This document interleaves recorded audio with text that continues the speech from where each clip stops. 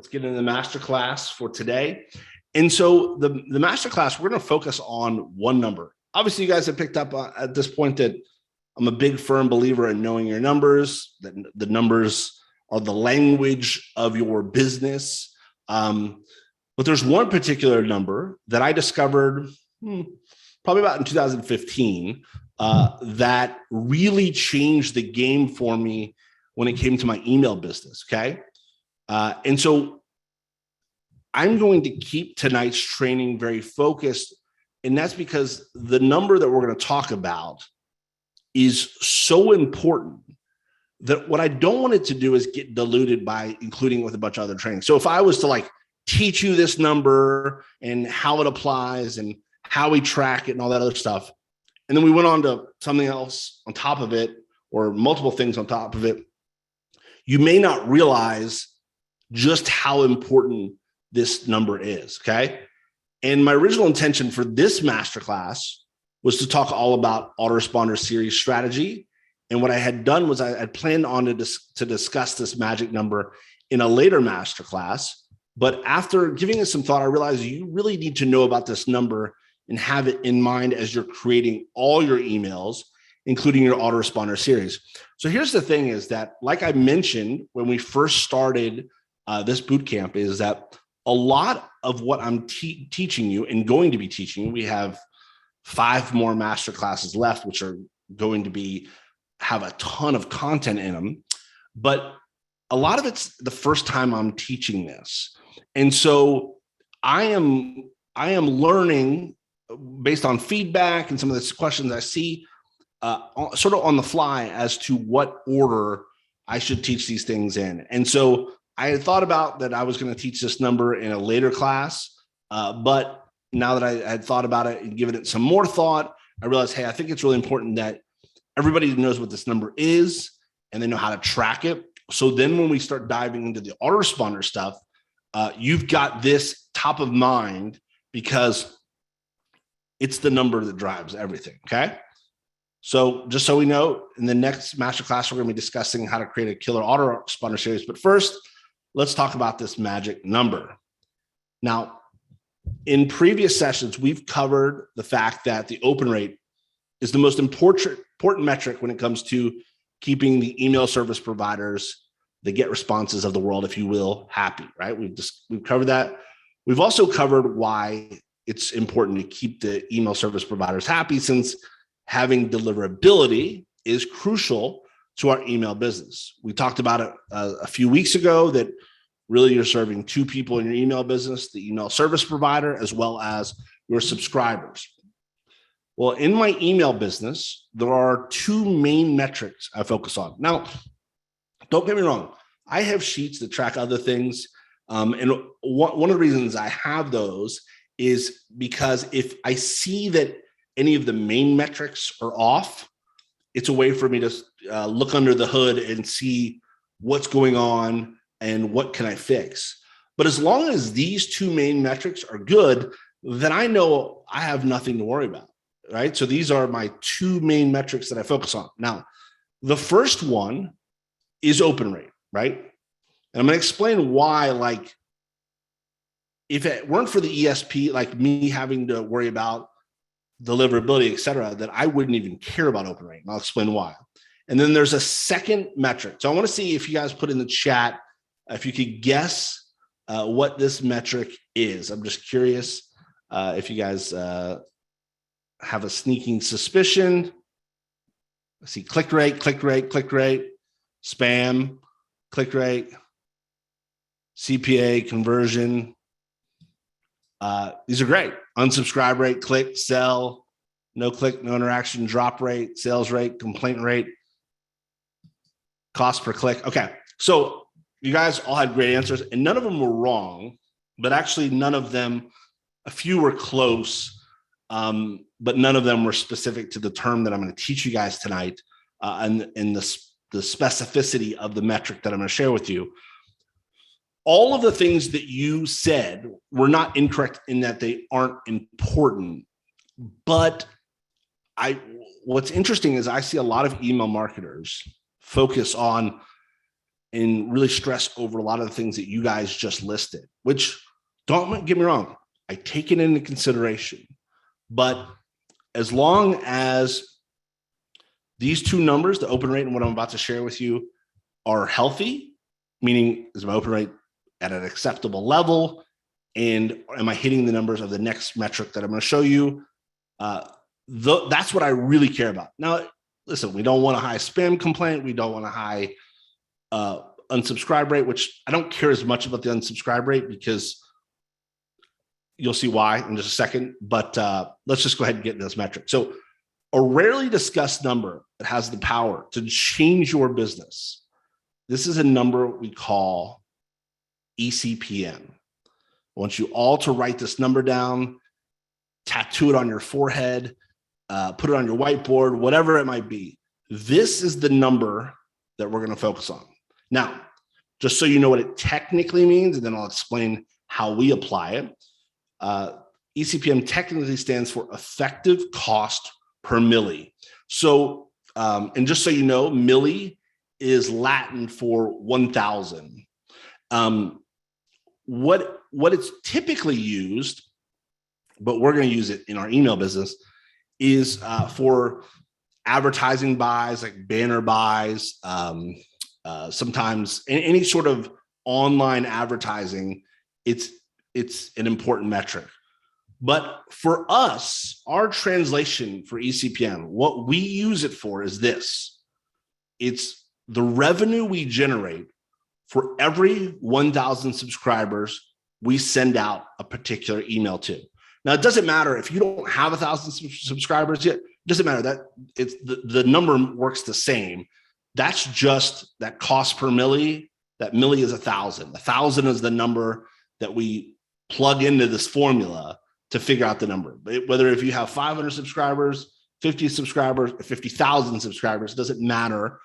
What matters is that we know this number, the revenue that we generate for every 1,000 subscribers we send a particular email to. Now, what I mean by a particular email is this is going to tell us how good an email is, right? Why do we want to track this number? It's the most accurate way to tell how profitable any individual email is, okay? When I say profitable, I mean, it doesn't really cost much to send an email, right? You have your ESP cost. By profitable, I just mean how well does it perform? For every 1,000 people we send this email to, how much revenue do we make, okay? When I started tracking and focusing on this number, this was in about 2015, my overall revenue almost 3x'd in my business, and I didn't spend an extra dime to do it. That's why this number is so powerful, because while all the answers you said when I asked you, hey, what do you think this second metric is, are not incorrect in that they aren't important, it does remind me that a lot of people in email marketing focus on the wrong metrics, at least in order of priority. It's not that I don't pay attention to those things, but it's not as important to me as open rate because of the ESP and ECPM, which I care about even more than open rate, except for the fact that I've got to be partnered up with the ESP during this process. So where do we want to track this? Where do we want to track this? And then we're going to talk about how we track this, how we go about doing this, okay? So we want to track this in our autoresponder series. So we want to know the ECPM of every single email that's in our autoresponder series. So if you've got 5 emails in your welcome series, your autoresponder series, then you want to know the ECPM of all 5 of those emails. We also want to know it for our broadcasts and our newsletters, right? So get response calls of newsletters, whatever we want to call them, broadcast newsletters. We also want to be able to track this as well. And I'm going to explain why in just a moment. Now, question is, well, how do we track this, right? So let me walk you through the process, and then I'm going to actually show you how we do it. And then I'm going to actually walk you through how I do it, like specifically, and I'm going to give you a resource that you can use to track with your email. So let's say that we want to track the ECPM of the first email we send out in our autoresponder series. Okay.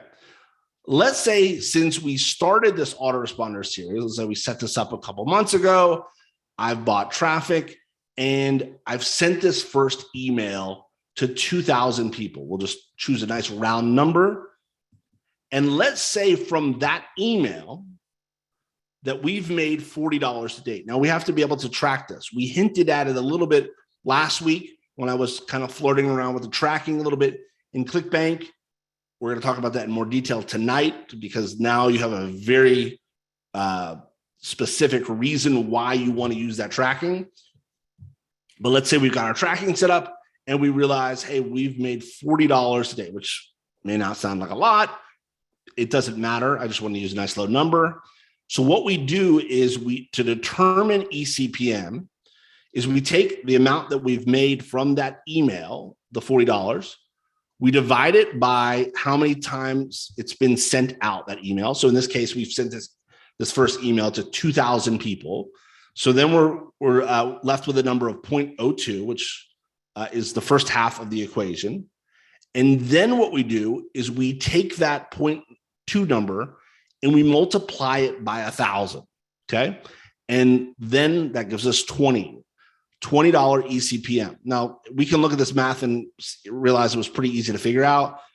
If eCPM is how much do we make for every 1,000 people we send this email to? Well, if we send it to 2,000 people and we made $40, well, you divide that by 40 divided by 2, that's $20, right? It's a nice round math here. But the number that matters here is the eCPM number. In this instance, we have created a scenario where this email makes $20 per 1,000 we send. Now, you may say, well, is that high? Is that low?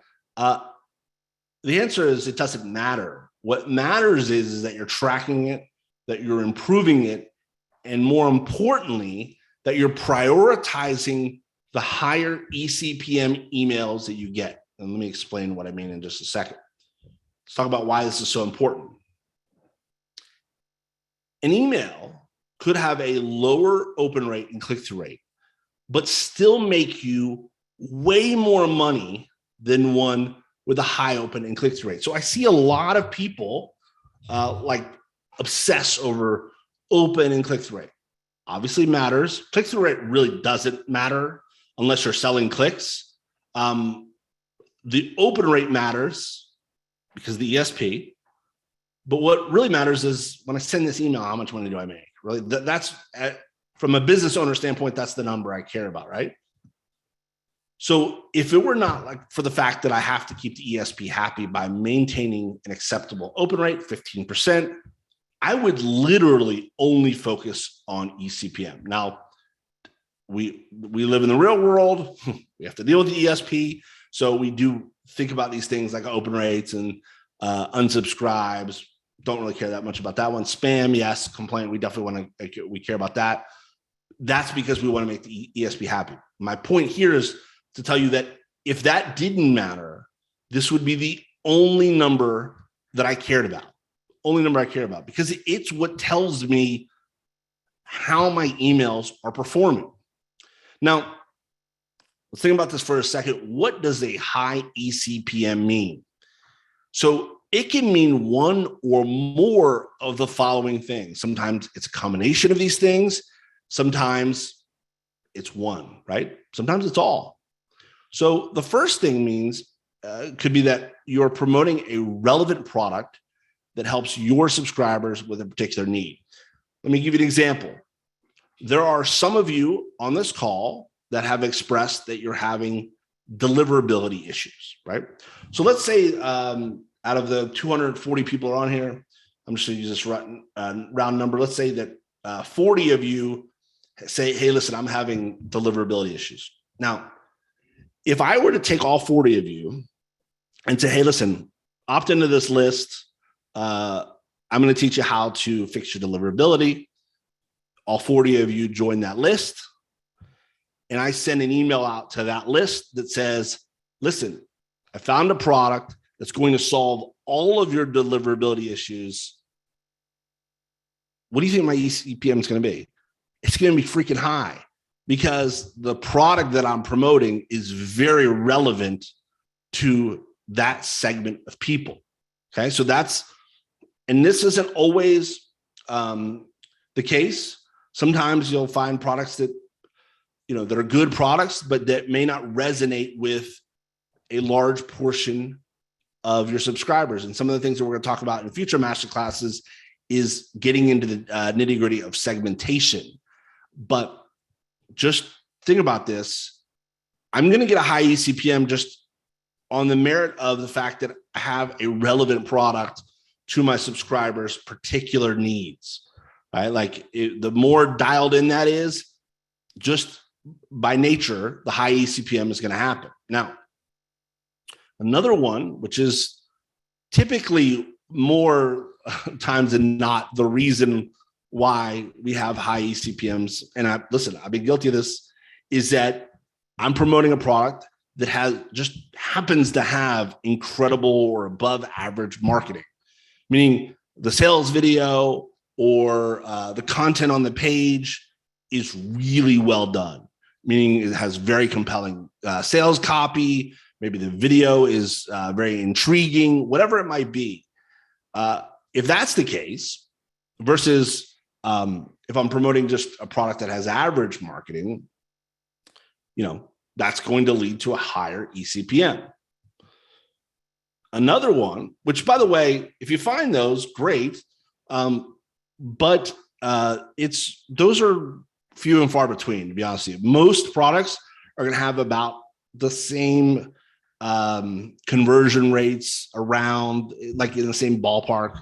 Once in a while, we get these unicorns that perform way better than everything else. But you don't really want to rely on that. But it is a factor when it comes to whether you're going to have a high eCPM. Another is that you did a great job of pre-framing the product you're promoting.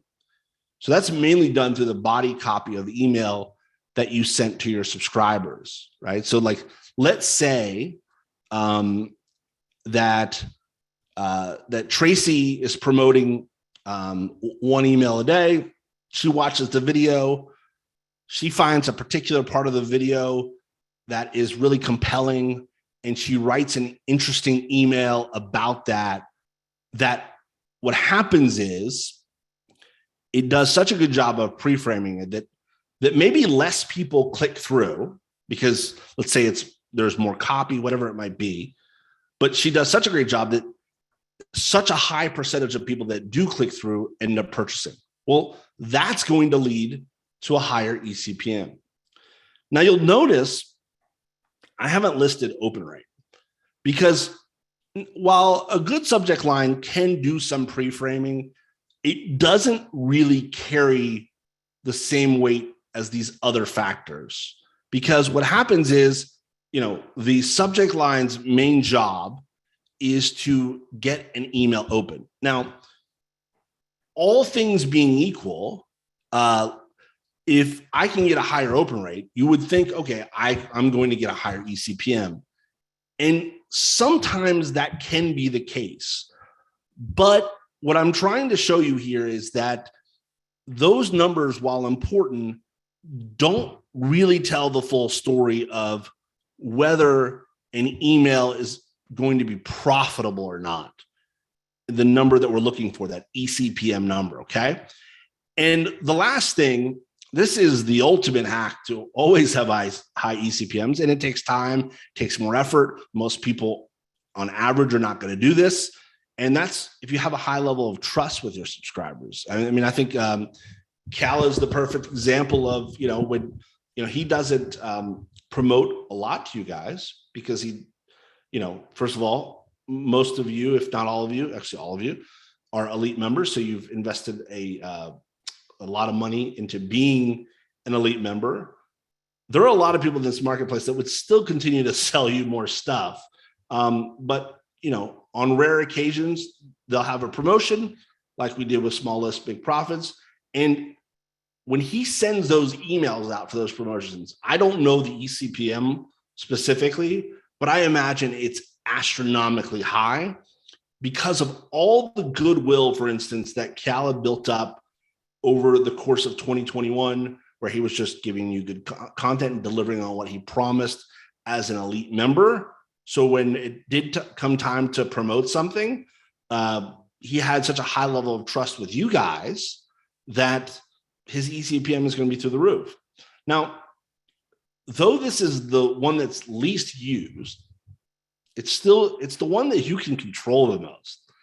Now, it takes time. It takes more patience. Like if I were to just feed you the second one, if I was to feed you a product that has above average marketing involved, which one email a day, the numbers are pretty solid. Like it's above average.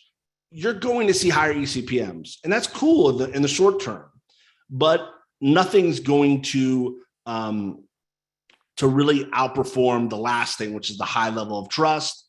And then those other ones, though, the promoting the relevant products, especially when you start getting into segmentation and realizing, okay, like I said, for example, if 40 of you are having deliverability issues and I was able to identify that and I started talking to you about solutions for deliverability, my guess is that my eCPM would be very high because you guys have a very particular need. But you have to figure out what those particular needs are. It's one of the reasons why I like to use the quiz funnels, because I can figure things out about certain people on my list. And I also can do a little research to figure out, okay, if I promote this product, it's going to do really well because a large percentage of people on my list have kind of raised their hand through the quiz and said, this is an issue, right? Like if I was to send you guys a quiz and one of the questions was, are you having deliverability issues? A large percentage of you guys, not large, but enough, would say that, hey, I am having issues, that I might say, okay, let me create a scenario for them to help them. And if I had a product, which I don't, but if I had a product that helped you, I would be able to recommend that to you. And then obviously the pre-framing, that's just getting better and better at writing emails. And that's one of the reasons that it's incredibly important that we share these swipes with you, these emails that you can use, but use them as templates. Because if you're using my copy, for instance, for the next 90 days or whatever, and then you start writing your own, there's going to be a mismatched voice with your subscribers. It's way better and way easier. And we're going to talk about this in the autoresponder series training. It's way easier to just send emails as if you were just talking and just be completely yourself and realize that you're going to resonate with some people you're not going to resonate with, and that's okay, because it's a much easier approach to do long-term than try to sound like me or Tracy or anybody else. And so keep that in mind. The better you get at that, the better you get at writing good emails, pre-framing products that you're promoting, meaning you find, when I say pre-framing, a lot of times, I mean, and we're going to talk about this specifically, is finding something that you can, in the marketing of the product that you're promoting, latch onto it and be able to focus on it in your body copy, in your email, that gets a certain percentage of people super excited about that concept. So when then they land on the sales page and they see that concept further addressed in the sales video, the conversion rate of those people are going to be really high. Now,